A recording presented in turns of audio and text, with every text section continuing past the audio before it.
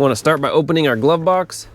And right here on the side is a little black arm. We want to pop that off. Just pull it in the out direction and that pops off. Then right here on both sides, we want to pull it in and then do that to the other side. Let me show you real quick. So that's the arm that we disconnected. And then by pushing in the sides, you're trying to get this little retainer out. And now the whole glove box can fall forward. If you have a bunch of stuff inside, you could take it out. And then our cabin filter sits right here. There's two little wings, one on this side you push in, one on that side you push in, and this cover comes off, revealing our cabin filter behind here. Pull that off with two hands.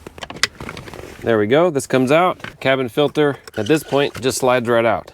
Our new filter with the arrows pointing up and the words facing us, we'll put it in. That's how it should look before putting your cover on. The cover itself also has an up. And we'll just put that in, snap, snap, that's it. Now let's put our glove box back together. Our glove box we want to push up. We'll take our arm here and put it right back over. Now we don't have to push our sides in. We just push the whole glove box forward and they'll lock in themselves. Now it's locked in place. Put our stuff back in. We're good to go.